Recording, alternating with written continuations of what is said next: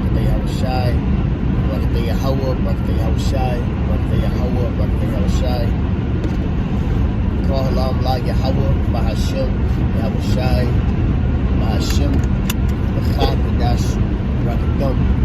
Double honors to my apostles, a great millstone. Salutations to the active on the four corners of Christian's truth and all sincerity, love, diligence, respect, fear, and trembling. It's like Tazman put back and levitate us for the knowledge of the spirit and power of Yahweh, Bahashem, Yahushai. Alright? Yahweh is the name of the Father, or who the world calls God. Yahushai is the name of the only begotten Son, who the world ignorant calls Jesus Christ. Those are the two names that you must call upon when hell breaks loose. Those are the names you must pray upon and call upon. You know, hell, when you're in a harsh situation, you know, those are the names that works. All right, for generations we didn't know the name, and now we have that name.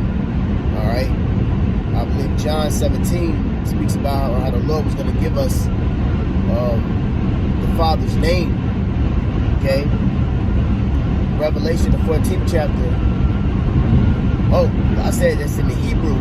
You go into, I want to say Zechariah, where it speaks about the 5 cities shall speak the land of Canaan,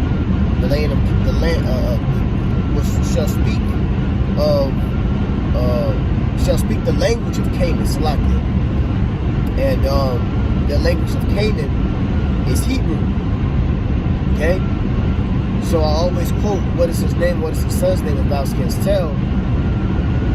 Well, you have to go back to the Hebrew so you'll be able to tell what that name is. Okay? In fact, when you go into the Blue Letter Bible, when you see all caps, L-O-R-D in all caps, when you go into that word, or that title, Lord, right there is inserted the name Yahweh. Okay?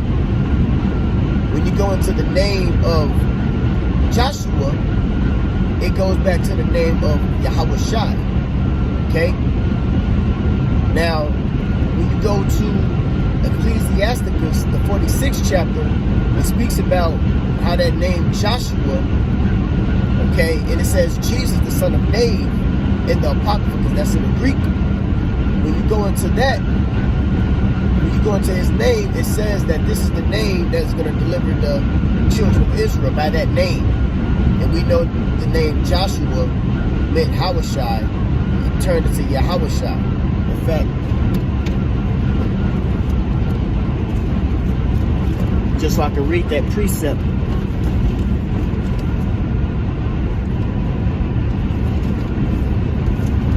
I'm pre-recording this, so I'm going to do a premiere of this, so if brothers can add on precepts to what I'm saying, you know. I won't be able to get them all because obviously I'm driving, I'm on the highway, but I just wanted to, you know, jump in the spirit early in the morning and get something in, you know, as I'm on the road. I didn't know what I was going to speak about, you know, but the spirit landed on the name for a second. So, going into Sirach, or Ecclesiastes, the 46th chapter. Now it says this, and this is how we connect the name Joshua in the English to the name Yahushua. Okay? Because when the scholars go into this, into the name Joshua, they actually have Jesus in the Apocrypha in Sirach, the 46th chapter. Okay? So, when you hear Jesus in this verse, you got to think about it. You got to think about the passage, okay? Context with the scriptures, okay? So, let me get over real quick.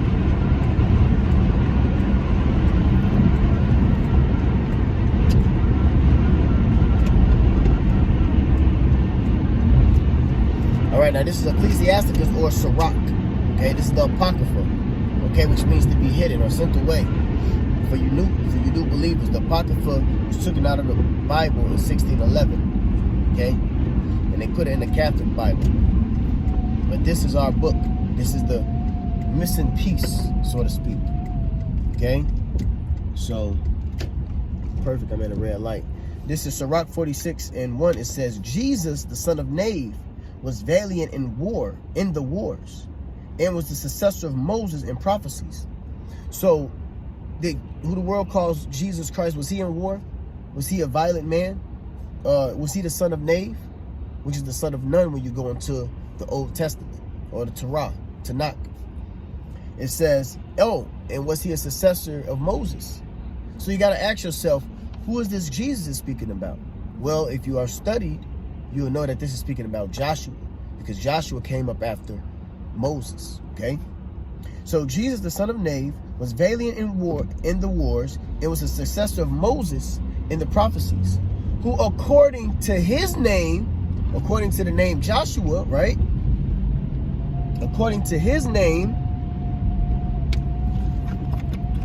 under a bridge.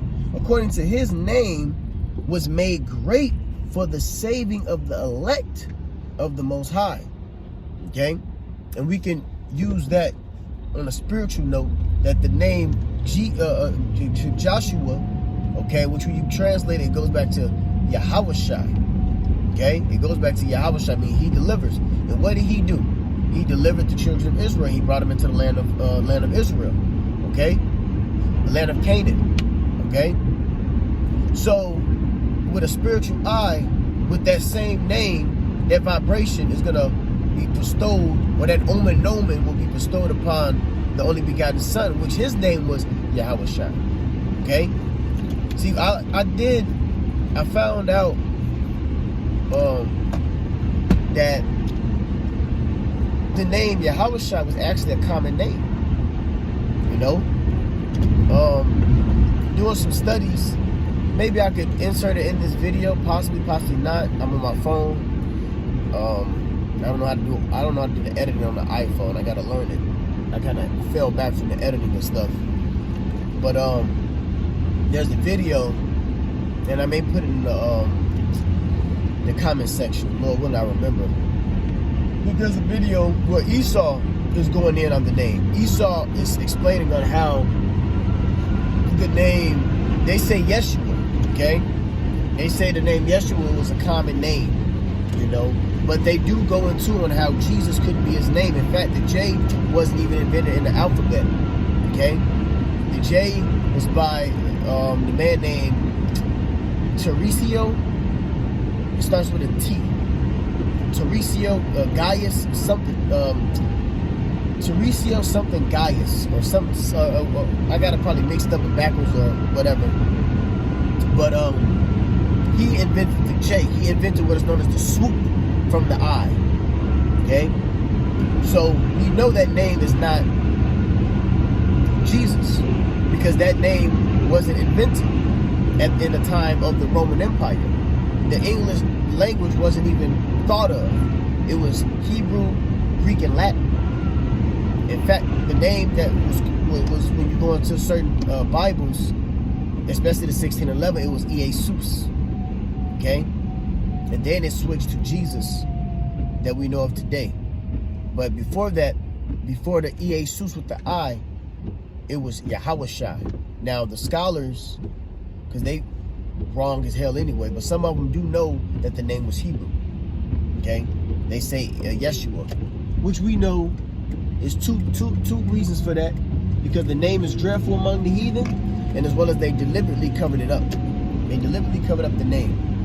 Okay, you have to be able to speak that name. In 2nd Ezra, it says, 2nd Ezra 2, and I'm gonna just get to the point. There's brothers who are learned enough, experienced enough, who've been around, know exactly where I'm going. In the ending verses of 2nd Ezra, the 2nd chapter, it says,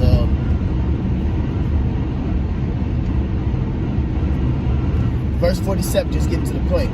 So he answered and said unto me, it is the Son of the Most High. You know what? Let me read up a little bit.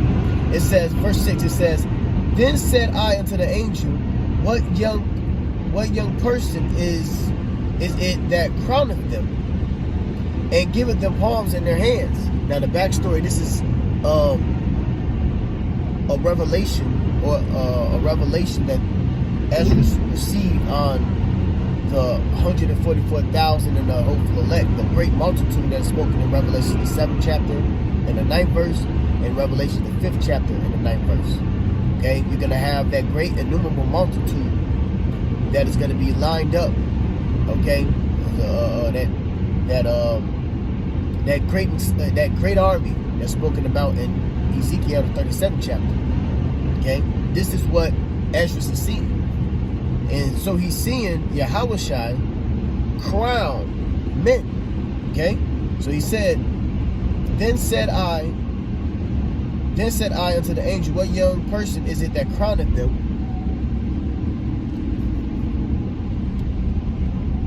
and giveth them palms in their hand? So he answered and said unto me, it is the Son of the Most High, whom they have confessed in the world.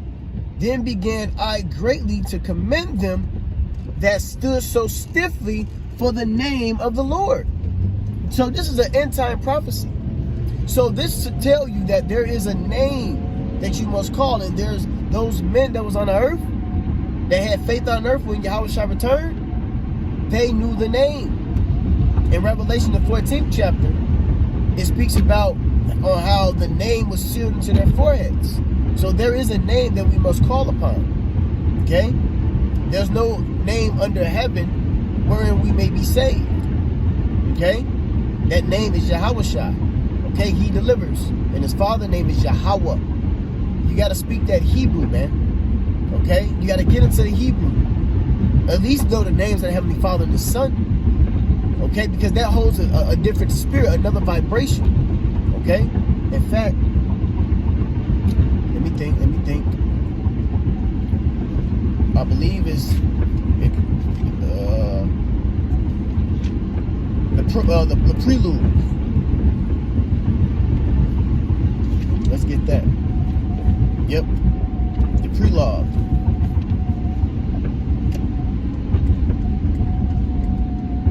And when you go into this, his name, the wisdom of Yahushua, the son of Sirach, or Ecclesiasticus. Okay? So when you go into this, he's going to tell you concerning the Hebrew. Because I said that the Hebrew holds another vibration, which it does. Because this is the original language, the original tongue. This is the angel's tongue. The angels speak in the Hebrew. Okay? In fact, Yahushua spoke to Paul. First his name was Saul. Saul, Saul, why persecutest thou me? He was speaking to him in the Hebrew. He said in the Hebrew tongue. Now, why would that be inserted in there? Paul spoke Greek. Why the Lord didn't come to him in Greek? Because that was the heavenly language. And remember, when he called on Saul, then became Paul, he was sitting on the right hand side of the throne. So that's the heaven's language. Okay? So I did enough talking.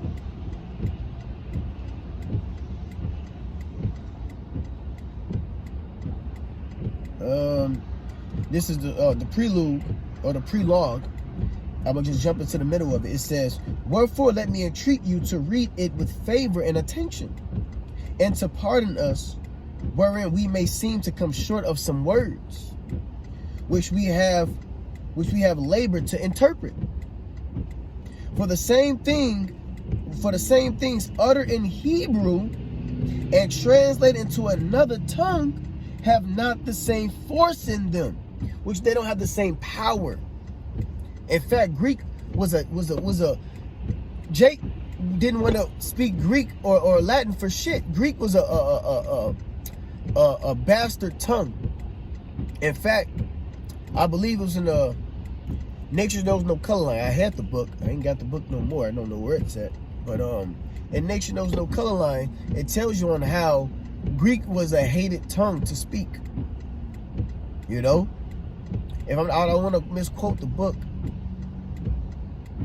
but something about they rather eat. I don't know. I don't want to get that wrong. I don't want to get that part wrong. I'm not even gonna mention it. I was gonna say something about the swine, pork or whatever. But it's as if Jake rather eat swine than speak that language Greek, man. Speak that Greek language, man. In fact, that Greek language was beat upon us. Okay. In fact, Helen, Greek-speaking Jews. Okay. They were beat into that language, you know. So it says that. Let me go back here. So how much more does weak ass English, man? And in English, the alphabet is all fucked up. You know, you creating letters and things. They call it the swoop. When you read on it, they said that he invented the swoop, which is the I, and he just put the little hook at it, the swoop. Okay. But let me read that part again. It says, for the same things uttered in Hebrew and translated into another tongue have not the same force in them. Okay? And the prophets and the rest of the books have no small difference when they are spoken in their own language. Okay? So that name is very important. Even knowing the laws. When it says thou shalt not kill in the Bible, actually when you go into it, the word kill is in the Hebrew, the word kill, it goes back to murder. Goodness, I haven't spoken about that in a while. The word kill actually goes back to murder when you go into the Hebrew. The Hebrew word is